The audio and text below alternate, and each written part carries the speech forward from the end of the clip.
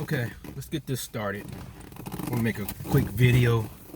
This is kind of outside my realm of subject matter, but I am going to talk about current events on my channel every so often, actually a little bit more often, and maybe trying to mix in the timepiece aspect of it. So at the end of this video, I'm going to tell you what type of watch I'm going to recommend a watch, since I like Rolexes, that Kwame could wear when he's clapping back, or he could have worn when he clapped back the first time. Okay, but I want to talk about a component that hasn't been really discussed with this whole Kwame Brown, Stephen A, Michael Jordan, Washington Wizards, and all that. I got some notes here, and this hasn't really been discussed much, but this might kind of play into some things. I'm not sure how, but it's something to consider and kind of discuss, and maybe somebody else who has time to do a bit more research. I mean, I work all day too, and I paint. I'm a oil painter. So, you know, because this is kind of a deep rabbit hole that came about just kind of watching all these videos and whatnot, and some of the things that were uncovered caught me by surprise, and I'm a recovering conspiracy dude. All right, so 1998-99 was the NBA lockout, okay? And I guess, and I read this somewhere, the league was kind of reeling, you know? So, and I'm not exactly sure how this plays into it, but the league is stronger than ever now. But the Wizards had made the playoffs in '97, and I think they missed the next 2 years. I'm not sure. Somebody check my facts on that. In 2000, Michael Jordan was made the president of the Wizards. Remember, he didn't play. He was made the president of the Wizards. In 2001, they drafted Kwame Brown. In 2001, Michael Jordan decided that he can help the Wizards achieve the playoffs, get through the playoffs, if he actually played. Okay, this is a point of contention. This has kind of been conspiracy theory that, and with the deal of him being president of the Wizards in 2000, I think it was a caveat saying he would be part owner up to 20% or 20%. I'm not sure. Check that. All right. I'm not sure. I'm not sure how that worked out. I think he had a 5-year deal. Then he would be part owner. Okay, so like I said, I'm just throwing stuff out there for people to kind of think about, do further research, and, you know, produce your own video to kind of expound on what I'm saying here. So 2001, he decides to play basketball again. Okay, this is where things get kind of murky, because there's been murmurings throughout the years, and I think it's also in a book. I think it's that $1 Million Slave or something. It's a book. I think it's $1 Million Slave. I should have pulled it up before I did the video, but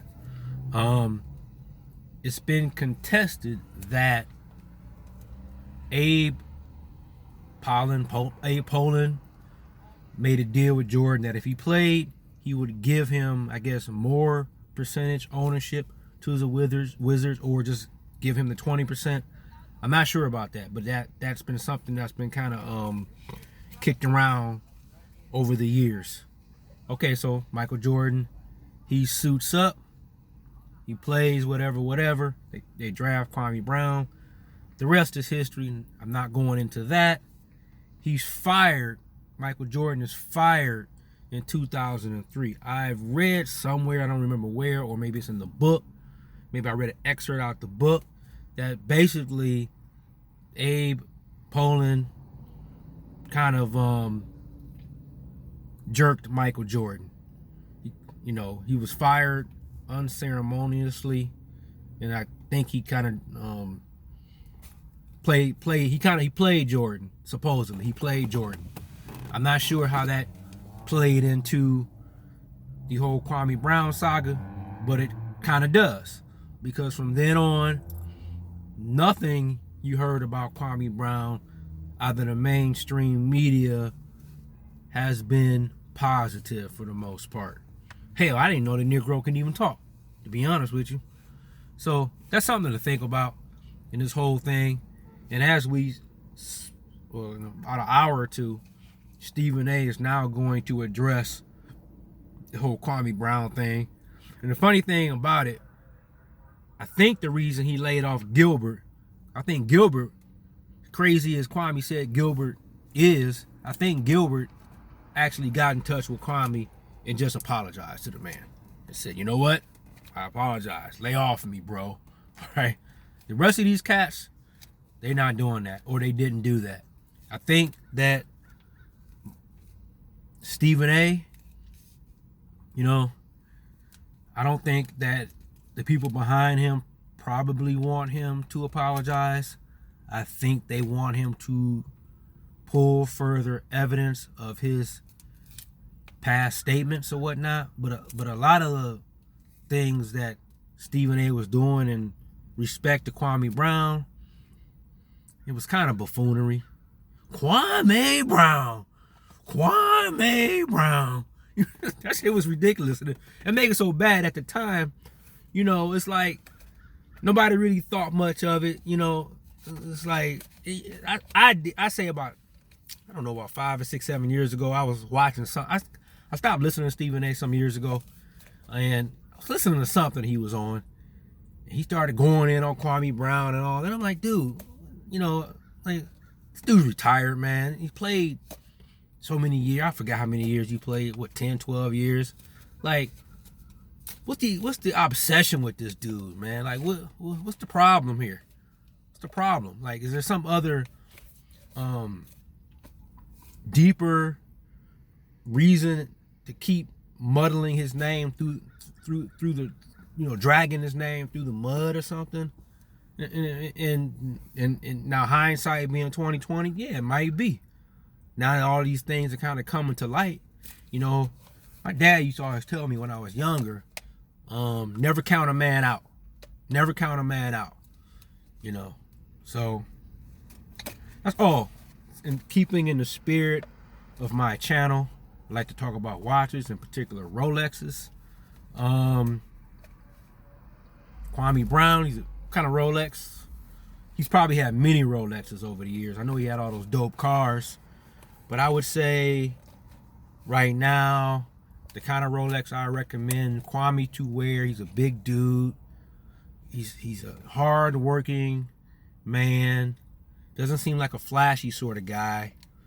He's out on the farm a lot. I would say a Submariner, but I would surmise that might be too small for his wrist, So I would say a Deep Sea Dweller. It's a bigger watch. It's a chunkier watch. It's a nice watch. It's not, it says Deep Sea Dweller. It's for diving and all that, but it's considered a tool watch. You can work in it. They're very sturdy. They're very well made. They last forever. So my recommendation for Kwame Brown watch is a Deep Sea Dweller.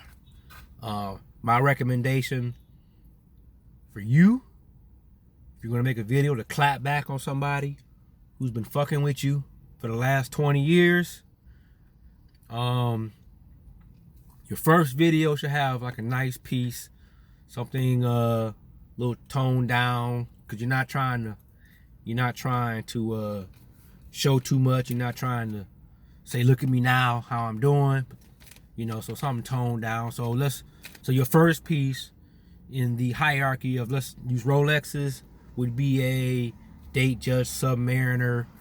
You flash it every so often, Submariner-ish, Datejust-ish, Oyster Perpetual. But your second video, you got to come a little hard like Kwame, because you notice he would have little different outfits on. He had a certain tie on one day. That was smart. He just kind of changed it up. especially if the subject matter is going to change up a bit. So your second video, I would say, on your hierarchy of Rolexes, you want to go with the, you know, the gold Submariner, the day date. You got to have some gold in it, something a little bit more flashy, a little bit more expensive, even a two-tone. You know, something two-tone, something nice, something dope. All right, so that's it. Like, please subscribe to my channel.